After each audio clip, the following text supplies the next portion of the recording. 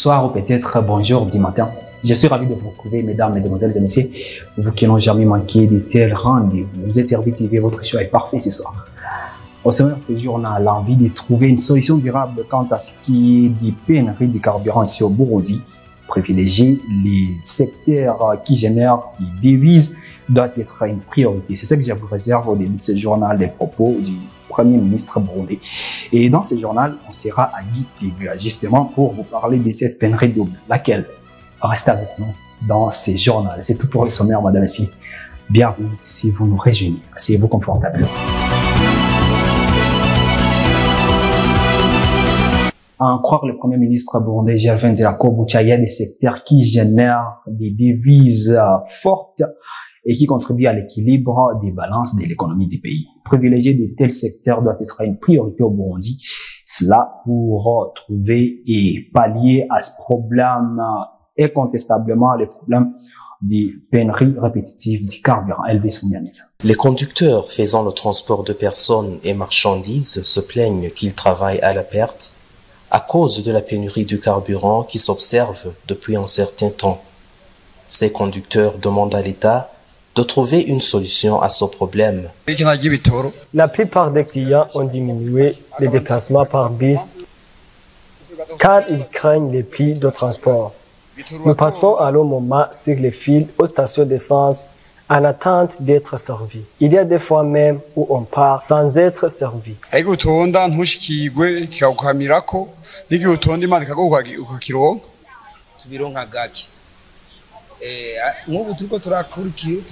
La plupart des fois, nous ne sommes pas servis aux stations d'essence car il n'y a pas de carburant. Dans une semaine, on peut travailler 2 ou 3 fois. Même ces jours où nous travaillons, il y a peu de passagers. Les pièces de rechange de véhicules sont devenues extrêmement chères. Parfois, nous ne sommes pas à mesure de changer une pièce en cas de panne car nous travaillons peu de jours.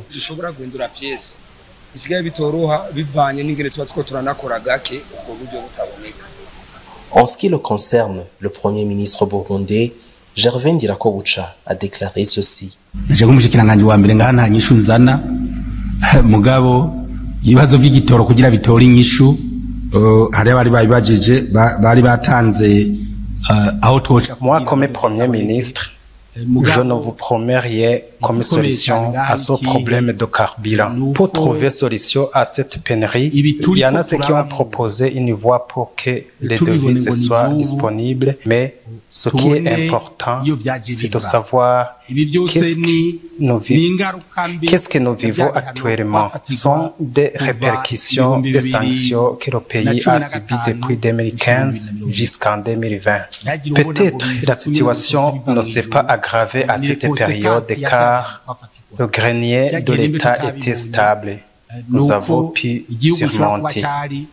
Pour trouver solution à ce problème, il faut prioriser les secteurs pouvant générer des devises au pays. Ibi navyo kugira bitore inyishu nkuko abandi babishikirije nuko dushira imbere ibisata bishobora kuza vyinjiza ayo madovize.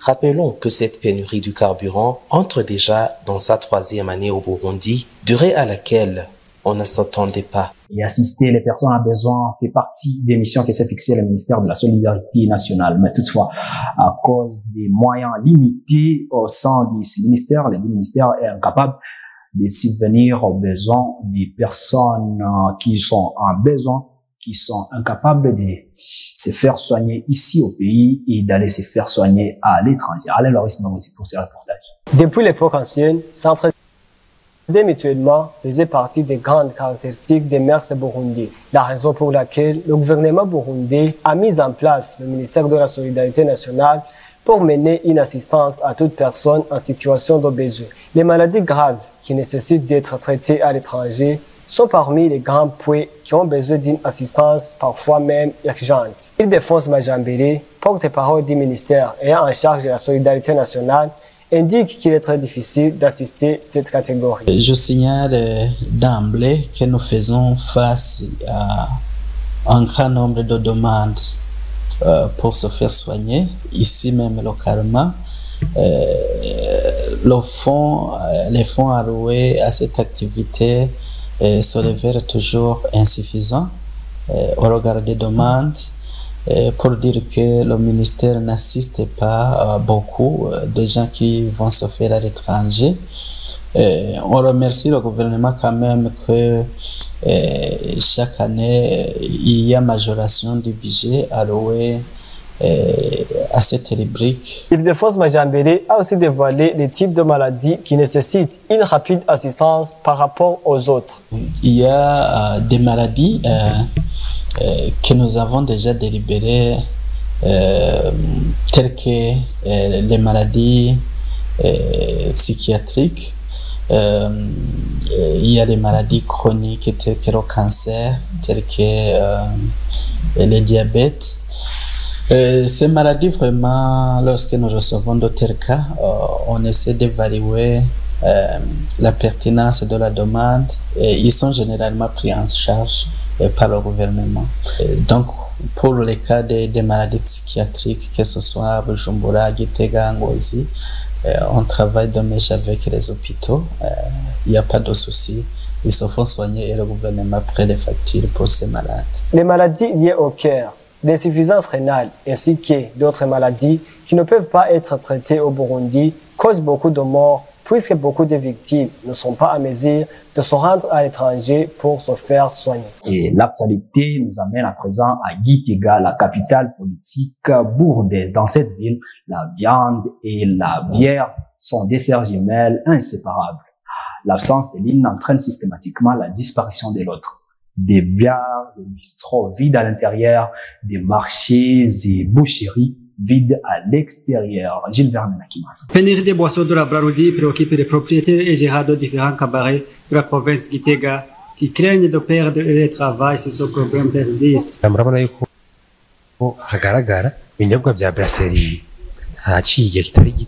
Vous voyez que le frigo est vide. Ça fait une semaine, nous avons très peu de produits de Braroudi. Mais la semaine passée, on nous a donné quelques produits de Braroudi, mais en nombre limité. Ça faisait longtemps sans nous servir de bières de sorte Amstel. Il n'y a pas de boissons. Nous n'avons que des Fanta et les Amstel royales. Avant, même à minuit, les clients étaient encore nombreux. Mais pour le moment, on ferme les portes à 21h. Nous risquons de manquer de quoi manger. La manque de boissons ne constitue pas seulement un problème pour les propriétaires des cabarets, mais aussi pour les bouchers, car les clientèle a fortement diminué comme il l'indique. Dans ces jours-ci, il n'y a pas de clients à cause de la pénurie de boissons, car nos clients étaient en grande partie des cuisiniers de cabaret. Même le nombre de vaches abattues par jour a diminué. Malgré la pauvreté qui s'observe, la pénurie des biens a empiré les choses. Si les boissons seraient disponibles, Ces citoyens demandent que ce problème soit résolu pour qu'il soit facilité dans les fonctions. Demandons que les produits de Braroudi soient disponibles pour que nous gardions nos clients et nos activités, car si cette pénurie persiste, nous risquons de perdre notre travail. pour nous, les bouchers, nous demandons que les boissons soient disponibles afin que nos produits soient achetés. Vous saurez que certains cabarets de la ville de Gitega ne servent pas de la bière à un client qui n'achète pas de brochettes. Et à travers ces reportages de Raphaël Nyandui, revivait l'ambiance qui régnait, la formation qu'ils ont reçue et aussi les appréciations de ces ingénieurs de son à l'issue de cette première journée des concepts, des Maraba Sound Concepts et aussi ça a été une formation du centre Maraba qui s'est déroulée aujourd'hui à l'Institut français du Burundi. Une formation a été organisée pour les techniciens du son burundais. Freddy Kwizera dit Bochom, qui est l'assistant de cette formation, nous a informé l'objectif principal de cette formation ainsi que des bénéfices que le Burundi va gagner après cette activité. C'est une activité qui consiste à renforcer donc les capacités aux techniciens de son du Burundi. Et ce renforcement de capacité va permettre à nos techniciens de produire des meilleurs sons au niveau national qu'international, d'autant plus qu'il y a des festivals internationaux qui se passent à gauche, à droite. Donc les techniciens burundais auront la facilité donc de participer dans des pays où se passeront des festivals internationaux sans problème. Également, les techniciens du son en formation nous ont expliqué l'avantage de cette formation. L'importance de cette formation est qu'il va changer beaucoup de choses pour les personnes qui travaillent dans les radios, par exemple, dépendant de son domaine du travail. Ça nous sera très utile.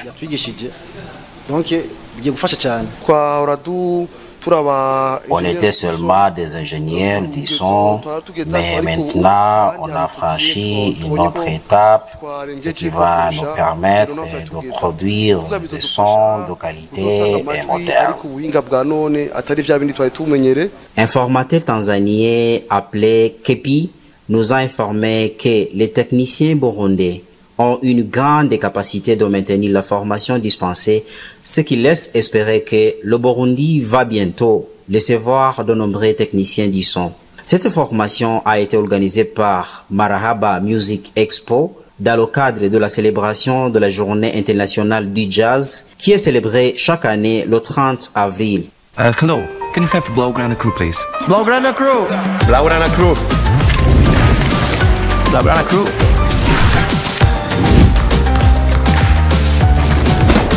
Here is the Blaugrana crew.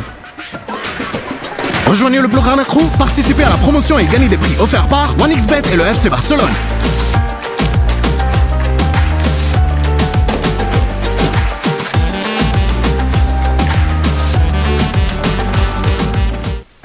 Chacun peut être expert dans son domaine. Tu peux être expert en toute analytique. Tu sais qui sera la prochaine star de la saison. Tu peux être expert de tous les matchs. Tu es un expert en statistiques ou en opinion des autres. 1xBet t'aidera à démontrer ton expertise. Exprime-toi. Tu es l'expert. Et on sera présent à Mayotte, la plus pauvre des départements de France pour l'actualité internationale. Dans le centre des États-Unis, des tornades sont nombreuses en cette période de l'année. Plus d'une centaine de ces phénomènes climatiques ont été enregistrés depuis vendredi. Au moins 5 morts recensés dans plusieurs États dont le Nebraska, l'Oklahoma et le Kentucky. Les 2 États du Nebraska et de l'Iowa sont particulièrement touchés par ces tornades. Dans leur sillage, les monstres tourbillonnants ont laissé d'importants dégâts. À Elkhorn, une commune de 6000 habitants, des quartiers entiers sont ravagés. Les autorités locales décrivent la tornade et les bruits qui l'accompagnent comme un train de marche. Des dizaines de bâtiments y ont été détruits, des lignes électriques ont été arrachées, des trains ont déraillé. Plus au sud, près de la ville de Lincoln, une tornade a frappé un hangar industriel. Les quelques 70 personnes s'y trouvant lors de l'effondrement du bâtiment ont été évacuées, mais 3 d'entre elles sont blessées sans avoir leur pronostic vital engagé, ont affirmé les autorités du compte. Le nombre des cas de choléra à Mayotte, la plus pauvre des départements français situés dans l'océan Indien, s'élève désormais à 26 contre 13 des jours auparavant, ont annoncé dimanche les autorités. La capacité d'une première unité choléra capable d'accueillir 14 personnes au sein du centre hospitalier de Mayotte étant dépassée, une deuxième a été ouverte au sein du centre médical de référence de Djomounié, ajoute-t-elle. Vendredi, 3 premiers cas de choléra autochtones avaient été identifiés à Kungu, au nord de Mamoudzou, la capitale de Mayotte. Jusque-là, 10 cas importés avaient été recensés depuis mi-mars sur les personnes arrivées notamment des Comores voisines, archipel distant de 70 km où l'épidémie flambe. Mayotte, qui a décidé de rester française à l'indépendance de l'archipel des Comores en 1975, compte 310 000 habitants selon des chiffres officiels probablement largement sous-estimés, dont 48% d'immigrés comoriens et d'autres des pays d'Afrique. L'épidémie de choléra touche plusieurs pays d'Afrique. Selon l'Organisation mondiale de la santé, 26 000 cas et 7 000 décès ont été signalés dans 10 pays du continent. Et c'est en France qui se referme ce journal, madame ici. Merci de l'avoir suivi avec intérêt d'ici là. Ou bien prenez soin de vous, de vos proches, car demain c'est une nouvelle vie. On s'est fixé rendez-vous demain. Même chaîne, même heure et même langue. Bye bye.